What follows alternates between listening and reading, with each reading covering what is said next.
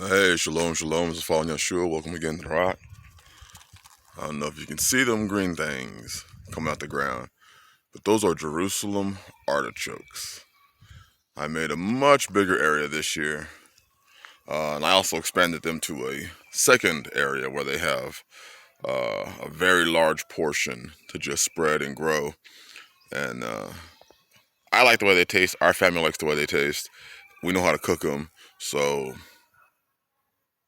I love them. And it's the way they grow. You know, you always have an abundance of food. But anyway, that's not what this video is about. Also, I want to say bless you all for those that have been and are attending our seventh-day night or Friday night streams with me, and, Brother David and Brother Andre.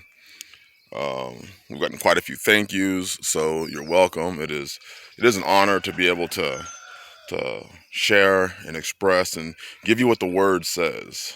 We have a fiery one coming up this next Shabbat on the same topic. I'll be posting up the live stream soon, so you'll see it. Anyways, the video's not about that. I wanted to read you a couple of verses. In Sirach and Apocrypha, chapter 40, verse 28, it says, "My son, lead not a beggar's life, for better it is to die than beg." Now, mind you, I'm reading from the Bible, so if you have an offense with what is being said, you have an offense with the Bible, not me. "The life of him that dependeth on another man's table is not to be counted for a life, for he polluteth himself with other men's meat. But a wise man well nurtured will beware thereof." So a wise man will beware of a beggar, and a wise man will also beware of begging. "Begging is sweet in the mouth of the shameless, but in his belly there shall burn a fire." Another one. Sirach chapter 21, verse 8. "He that buildeth his house with other men's money is like one that gathereth himself stones for the tomb of his burial." I mean, you can oftentimes look at that and say, wait, that sounds like loans. It does, doesn't it? You're building your house with other men's money. And in reference to loans, I'm talking about people who, wait. Let's go. Sirach chapter 29, verse 20. "Help thy neighbor according to thy power, and beware that thou thyself fall not into the same." So beware of your weather. You can only help your neighbor according to what you have. Do not help your neighbor. Do not help somebody and put yourself in a shitty situation because you're trying to help them. You can use that in reference to preparedness. You can use that in reference to in many aspects in life. You only help people according to your ability. You don't sell everything and give it to them. You help people according to your ability. I know people like to take the parable of Yahshua and blow it out of proportion and act like he's asking each one of us to do it. No, what he was asking the rich young ruler was to get rid of your God. Your God was your money, your finances. But many of us have many other different gods that we have in our lives. And Yah wants you to remove anything that is in between him and you. In this case, it doesn't matter if you kept the Torah. As the rich young man did, I kept it from my youth. But Yahshua knew what was in between him and that young man. So the verse is not telling you, just go out and sell your stuff and give it. That's not what the Bible's saying. The chief thing, verse 21, "For life is water and bread and clothing and a house to cover shame. Better is the life of a poor man in a mean cottage than delicate fare in another man's house." So better it is to have a mean cottage. That basically kind of translates to shack or a rough looking house than delicate fare in another man's house, than delicate fare in another man's dwelling. And that kind of goes along with what we were reading about not leading a beggar's life. So when you read that verse, it should prick you. You shouldn't be living your life based on debt, because you're better off having your own place in a mean cottage than to have, a rented apartment. But you're living on somebody else. You're better off building a mean cottage than you are borrowing money and borrowing money and borrowing money so that you can live a life that you can't afford. And now all this, see, the Bible gives you so much wisdom. So much wisdom is in this book. And those are just a couple of examples I could read.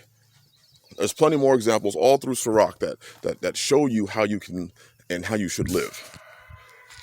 Much wisdom in the book of Sirach.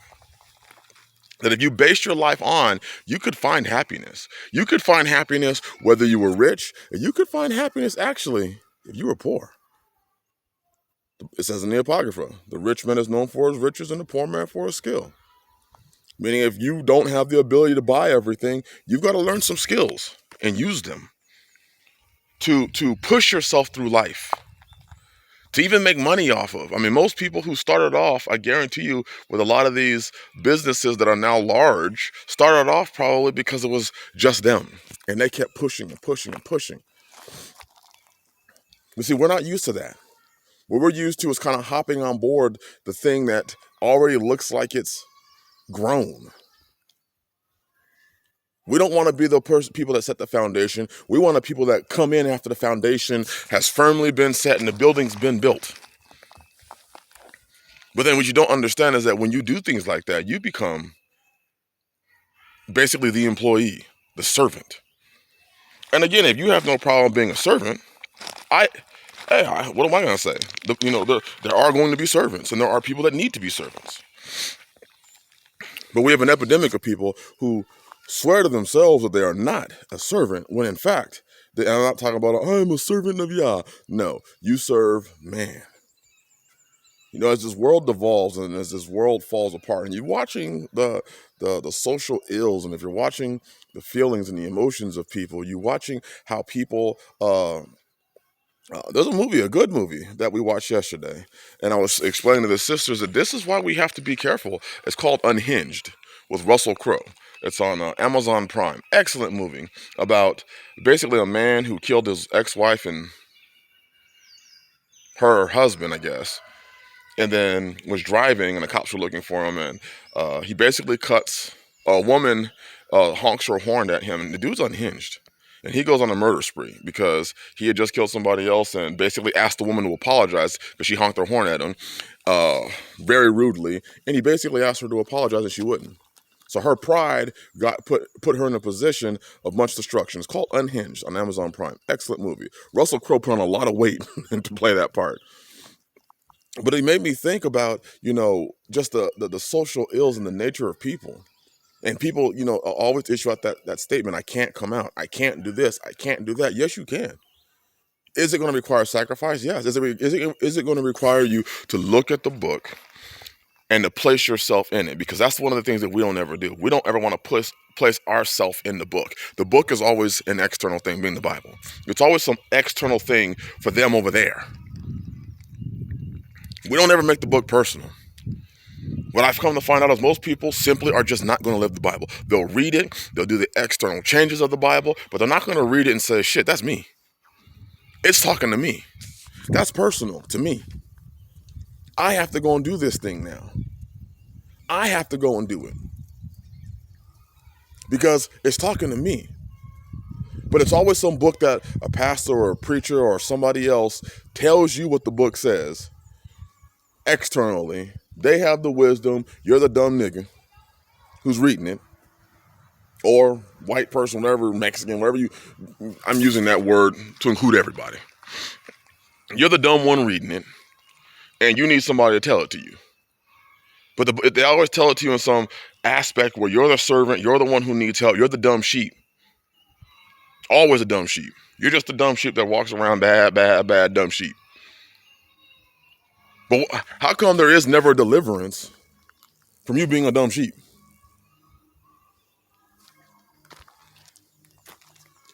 So the Bible has the wisdom that you need, whether you're rich or you're poor. It gives you a direction. Trust in Yahweh with all your heart and lean not on your own understanding. In all of your ways acknowledge him and he'll direct your path. If you open up that book and read it, he'll direct you through it, where your life will drastically change. You won't recognize yourself in 2 years from now, 3 years from now. You'll look at yourself 2 or 3 years from now and say, I can't even believe I was making those decisions. I can't even believe I was doing those things. If only I had made these decisions earlier. If only I had decided to not live the life of a beggar. If only I had seen the value in just simply having a mean cottage. I could have bought 2 or 3 acres, 5 acres, 10 acres, and put up a mean cottage and started from there. I could have put up a travel trailer. I could have put up a shed home. I could have started real simple. And look at what the Bible says about what life is. What do I need to live? What do I need to survive? What do I need to make it? We got people today who would rather beg. There are jobs all over the place. All over the place. There are opportunities for people to work. Instead, people would literally rather just, now the government has made it this way, where people would rather just kind of sit and collect unemployment.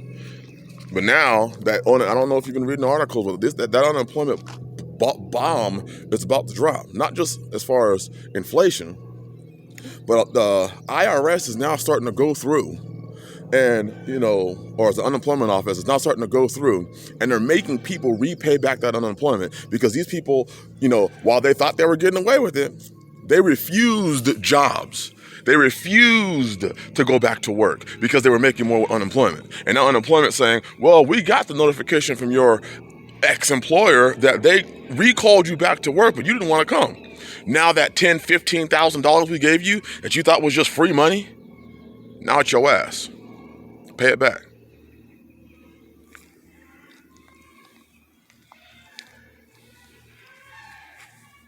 If you sell yourself as a servant, according to Torah, you're not really a beggar.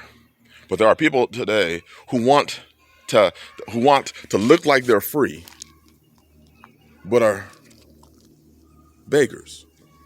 They want to act like they're a free man, but you're a servant. And most people are servants to big government now. They got you where they want you. You could have had a mean cottage, lived a simple life, worked hard for what you have. Some of you thought the only option was going to big government. Some of you thought the only option was to turn yourself and your life over to this group of people.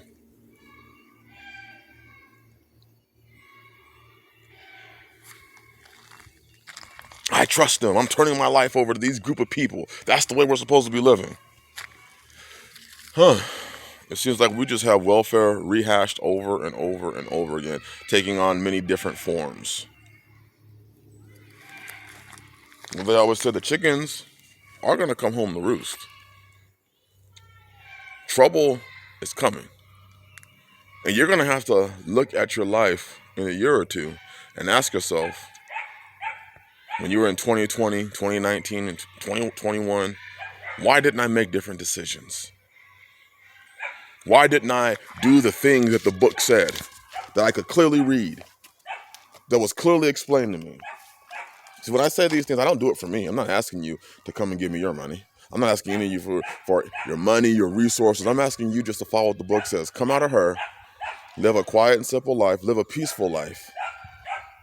Live in a mean cottage if you have to, and get your life started so you can leave an inheritance for your children and your children's children, like a good man would. My children are back there having a great time with the chickens right now.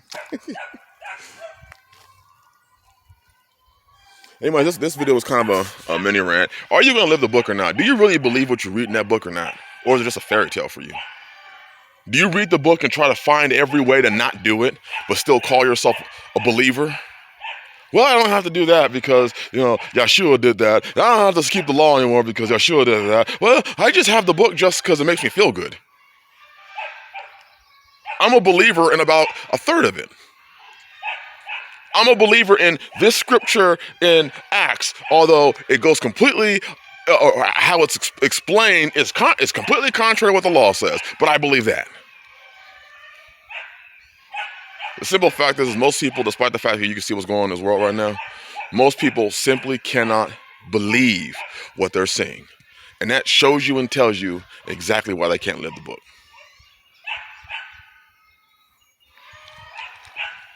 Bless y'all.